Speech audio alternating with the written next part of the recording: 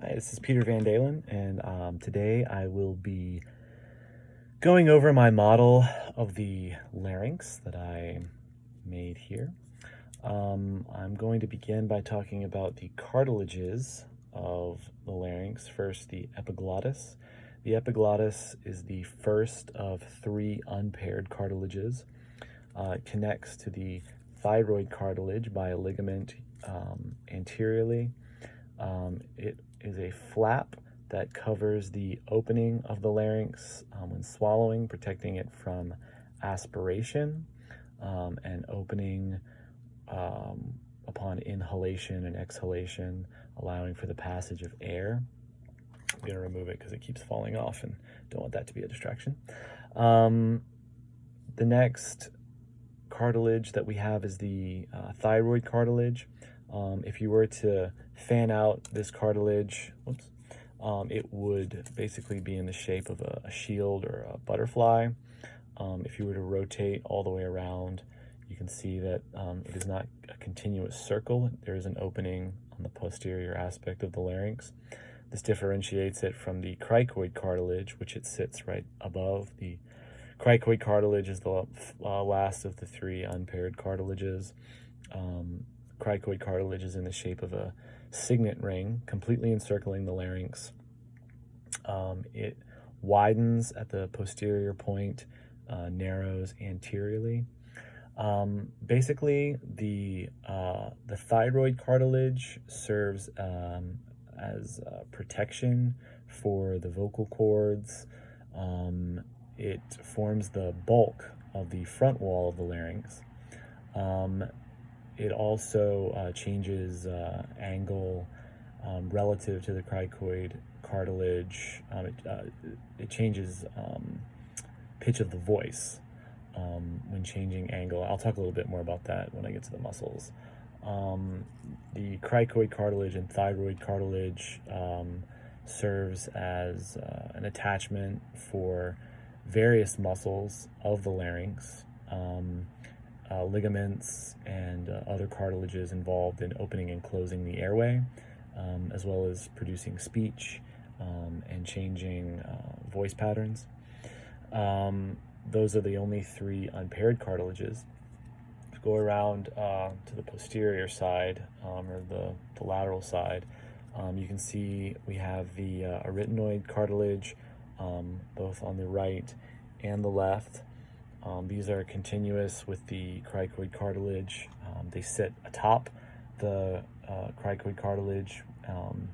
These cartilages swivel and rock to regulate vocal cord position and tension, affecting speech and so forth.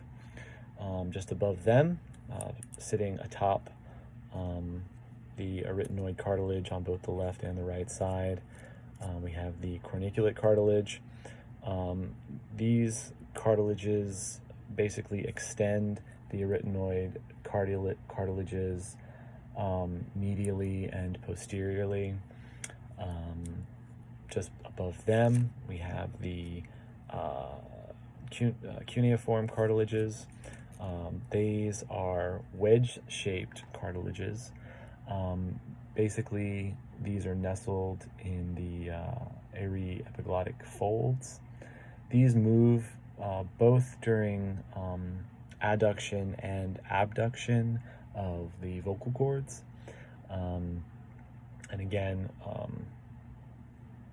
are involved in the changing of pitch and sound with the narrowing and widening of the thyroid and the cricoid cartilage. Down below, I have some rings of the lower trachea. These again are not, they do not completely encircle the larynx. Again, the cricoid cartilage is the only cartilage that forms a complete circle around the larynx. The larynx is innervated by branches off of the vagus nerve. We have the vagus nerve represented here and here. Over here we have the left superior internal laryngeal nerve and the right superior internal laryngeal nerve. These don't actually go down inside the larynx from the top. They're anchored more up here. I simply put them here to just anchor them somewhere. Basically, the superior laryngeal nerves innervate the glottis and laryngeal vestibule. The external branch of the superior laryngeal nerve, which we have here on the left and right, and I hope you can see the left superior external and the right superior external, the external superior. It's about to fall off, yeah. That was the right superior external branch, the superior laryngeal nerve. Basically, what these nerves do is they innervate the cricothyroid muscle. The motor innervation of all the other muscles of the larynx and the innervation to the subglottis is done by the recurrent laryngeal nerve, which the right recurrent laryngeal nerve is labeled over here. This actually loops around the innominate artery. The left recurrent laryngeal nerve loops around the aorta. And again, these innervate into the subglottis area of the larynx. Any injury to the external laryngeal nerve causes a weakened phonation because the vocal folds cannot be tightened. The muscles of the larynx are innervated by these nerves, and so this could result in hoarseness, or it could make it difficult to breathe, or most importantly, though, it affects, or most commonly, it has an effect on the voice. You could lose your voice because of the widening and narrowing. I only mention the breathing because of laryngospasm, which can happen, but that's not really the main function, obviously, of the nerves. Just something to think about when talking about innervation of the nerves.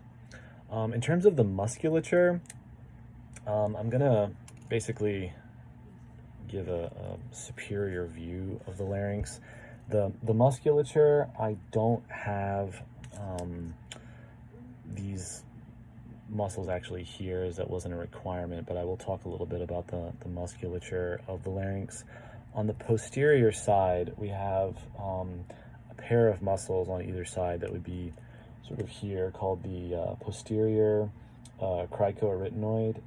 Basically, what these muscles do is pull the vocal cords apart. On either side, we would have the lateral cricoarytenoid muscles. These flex and constrict and close the airway. Staying here in the superior aspect, this is where the thyroid arytenoid muscles would be, and these sort of